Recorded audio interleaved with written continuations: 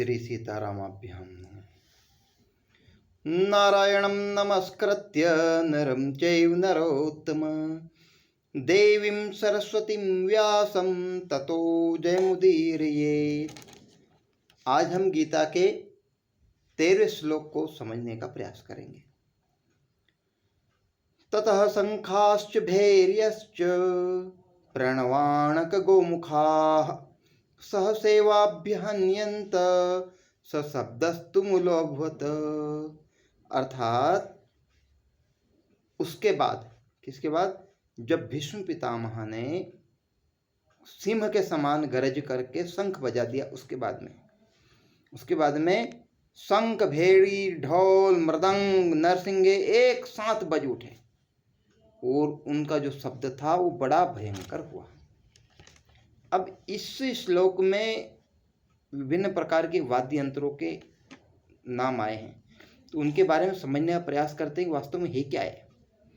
तो सबसे पहले आया शंखाश्च। शंख क्या है? तो शंख ये समुद्र से प्राप्त होते हैं। एक प्रकार की जीव का खोल होता है, समुद्र से प्राप्त होता है। इसको जब बजाना बड़ा शुभ माना जाता है। वास्तव में तो जो शंख है वो भीष्म पितामह ने दुर्योधन को खुश करने के लिए बजाया था। कहा कुछ भी नहीं, परंतु उसके मन में प्रसन्नता का भाव आ जाए इसलिए बजाया था। परंतु सेना ने उसको युद्ध का रणभेरी स्वर मान करके ढोल मृदंग सब बजा दिए। ये हुआ है। तो क्योंकि सेनापति ने शंख बजा दिया, इसलिए पूर्व से ही हमने पूर्व के श्लोक में देखा है कि दुर्योधन कहता है कि सभी अपने अपने मोर्चों पर स्थिर रह करके भीष्म की रक्षा करें। जो आगे आएगा श्लोक, तो उसके अनुसार सभी जैसे ही भीष्म पितामह ने शंख बजाए वैसे सभी ने शंख, ढोल, मृदंग सब फूंक दिए। अच्छा, यहाँ पर विशिष्ट बात यह है कि पांडव सेना में केवल शंखों का वर्णन है और कौरव सेना में ढोल, मृदंग इन सब के शंख ध्वनि का वर्णन है। तो ऐसा क्यों है? इनकी क्या जरूरत होती है युद्ध में? ढोल मृदंग एक साथ बजते हैं तो उत्साह आता है, युद्ध करने के लिए बिल्कुल प्रेरणा जगती है। जो मरियम से मरियम सैनिक होता है वो भी अच्छा पराक्रम दिखा सकता है। उनके अंदर उनका रोम रोम जाग जाता है, तरंग आ जाती है। इसलिए युद्ध क्षेत्र में इस प्रकार के भीषण नाद करने वाले जो वाद्य यंत्र है इनको बजाया जाता था। यहाँ पे कुछ नाम है, जैसे शंख वास्तव में तो युद्ध क्षेत्र में बजाया जाता है, परंतु यह एक बहुत अच्छी औषधि भी है। ये आपको अटैक, ब्लॉकेज, दमा और श्वास संबंधी रोगों को बहुत तीव्र गति से ठीक करने की क्षमता रखता है। ठाकुर जी की सेवा में रखा जाता है शंख। तो वहाँ पर भी उसका पानी विभिन्न दिशाओं में छिड़का जाता है। उस समय पूजा के समय पर भी शंख को बजाना बहुत शुभ माना जाता है। ये मुख से बजाया जाता है और इसका बड़ा विशेष महत्व है। तथा शंखाश्च भैर्यश्च, भेरी, उसके अंदर भेरी बजी। भेरी को क्या है?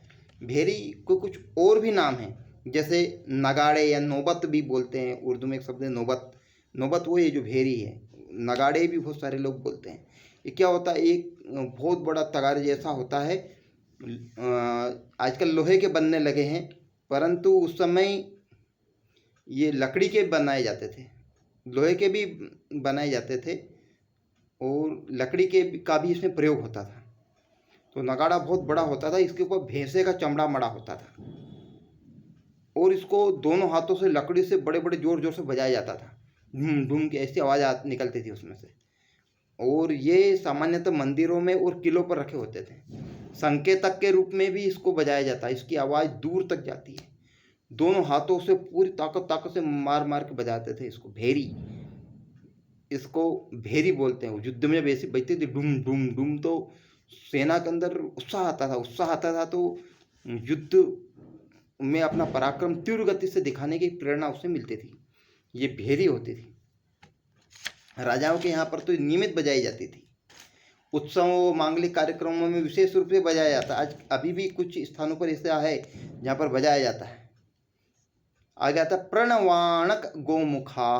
प्रणव, प्रणव ये भी एक प्रकार का ढोल होता है, परंतु जो भेरी होता है भेरी से छोटा वाला ढोल होता है।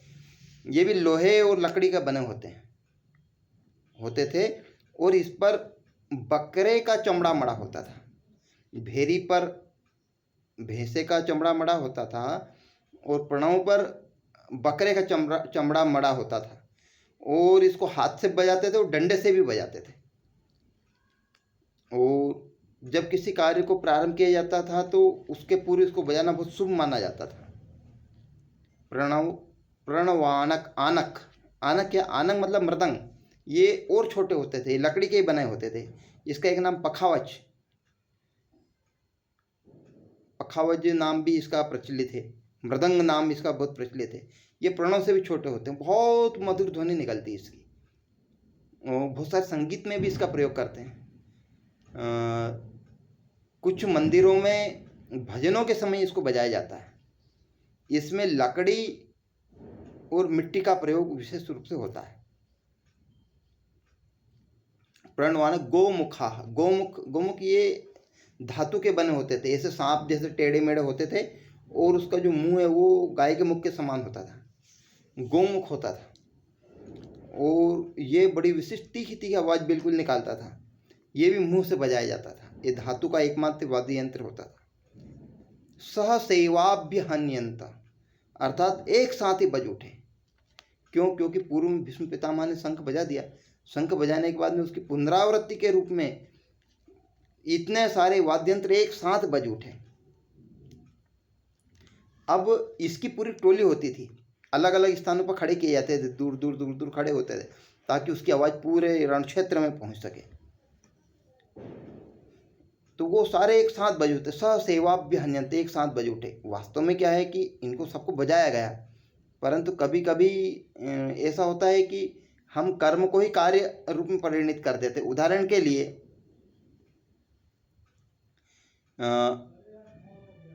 लकड़ी चीरी जा रही है। अब लकड़ी स्वतः नहीं चिराई जा रही है, वास्तव में तो क्या है कि मशीन पर मशीन के द्वारा लकड़ी चीरी जा रही है, पर इतना लोग नहीं बोलते। लोग बोलते लकड़ी चीरी जा रही है। इसी प्रकार से ससेवाभ्यहन्यते, एक साथ बज उठे, एक साथ बजा दिया गया। ऐसा सशब्दस्तु मूलो अभवत, सशब्दस्तु मूलो अभवत, उसका बड़ा भारी भयंकर स्वर हुआ, बड़ा तीव्रतम स्वर हुआ, भयंकर स्वर हुआ। शब्दस्तु मूलो अभवत, और लंबे समय तक जिस प्रकार से शंख बजाते थे उसकी गुंजन होती है, क्योंकि अलग अलग टोलियों में दूर दूर दूर दूर दूर खड़े थे, सभी दूर से अलग अलग शंख पखाव इन सबकी आवाज़ एक साथ आई, तो ऐसे कंपन जैसी आवाज़ आई, उसका शब्द बड़ा भयंकर हुआ। अब इसकी आवाज़ का प्रभाव की एक छोटी सी कथा सुनते हैं तो समझ में आएगा। पूर्व में एक राजा हुए हैं। राजा का एक हाथी था जिस पर वो चढ़ करके सामान्यतः युद्ध में जाते थे, और उस हाथी पर चढ़कर उन्होंने बहुत सारे युद्धों को जीता।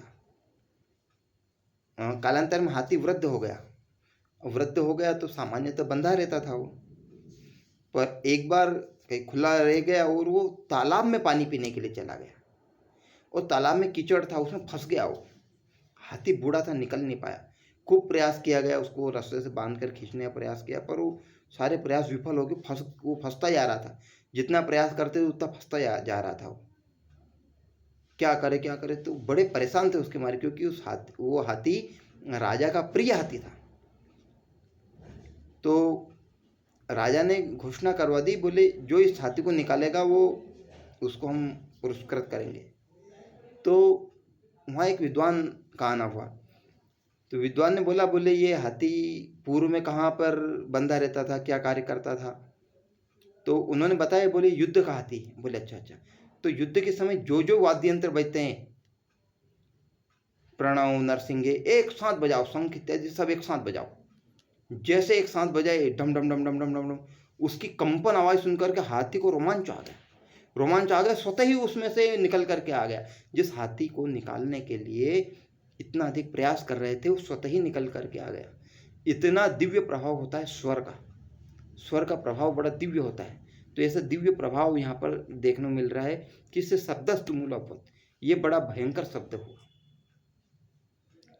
अब ऐसा क्यों हुआ, ये एकदम सारे के सारे क्यों बज उठे? क्योंकि पूर्व में एक श्लोक आया, अयनेषु च सर्वेषु यथा भागम अवस्थिता। दुर्योधन कहता है सभी अपने अपने मोर्चों पर खड़े रहकर भीष्म की ही रक्षा कर। भीष्म की तरफ सबका ध्यान था, और जैसे उन्होंने शंख बजाया वैसे युद्ध की भेरी समझ करके सभी ने ये ऐसा स्वर बजा दिया। अब कुछ प्रश्न भी जो मन में उठते उनके बारे में विचार करते हैं अपन। प्रथम श्लोक को सुनिए। धृतराष्ट्र उवाच धर्मक्षेत्रे कुरुक्षेत्रे संवेतायुत्सवः मामकाः पांडवाश्च। मामकाः मेरे पुत्रों ने क्या किया। तो यहाँ पर दूसरे अध्याय से लगा करके इस श्लोक तक 13वें श्लोक तक पूरे कौरव पक्षों ने क्या किया उसका सारा वर्णन हो रहा है। इसके बाद पांडव पक्ष का आएगा, तो ये अंतिम श्लोक था, इसके बाद में पांडव पक्ष का वर्णन आने वाला है। फिर यहाँ पर कुल कितने वाद्य यंत्रों का वर्णन है, तो यहाँ पर 5 प्रकार के वाद्य यंत्रों का वर्णन है। कौन कौन से? शंख, भेरी, प्रणव, नरसिंगा, इस प्रकार 5 वाद्य यंत्रों का वर्णन है। कौन कौन से? पुनः एक बार, शंखाश्च भैर्यश्च प्रणवानक गोमुखा। शंखाश्च भैर्यश्च प्रणवानक, प्रणव, आनक और गोमुख, इस प्रकार से 5 वाद्य यंत्रों का वर्णन है। फिर अच्छा, कन्याकुमारी में कौन सा वाद्य यंत्र बहुत सहजता से मिलता है? तो कन्याकुमारी में जो वाद्य यंत्र बहुत सहजता से मिलता है उसका नाम है शंख। क्यों? क्योंकि शंख समुद्र से निकाला जाता है, समुद्र में उत्पन्न होता है, इसलिए वो बहुत सहजता से मिलता है। महाभारत के युद्ध का सर्वप्रथम जो युद्ध का बता रहा हूँ, युद्ध के समय कुरुक्षेत्र में सर्वप्रथम शंख किसने बजाया? तो युद्ध का जो प्रथम शंख भीष्म पितामह ने बजाया। फिर इतने सारे जो 5 वाद्य यंत्र है, इनमें सबसे मधुर स्वर किसका निकलता है, जिसका सामान्यतः कीर्तन में प्रयोग करते हैं, तो वो है आनक का। बोले तो मृदंग का, मृदंग आवाज बहुत मधुर निकलता है उसका। फिर धातु से बने हुए वाद्य यंत्र कौन से हैं इसमें, जिनका नाम भी आया वो धातु के बने रहते थे। उस समय धातु के बनाए जाते, सामान्यतः कांसे और तांबे के बनाए जाते थे, तो उसका नाम है गोमुख। गोमुख ऐसा वाद्य यंत्र है जो कांसे और तांबे का उस समय बनाया जाता था। तो ये है आज की चर्चा। अब हम मिलते हैं इसके बाद में अगले 14वें श्लोक को समझने के लिए। जय श्री राम।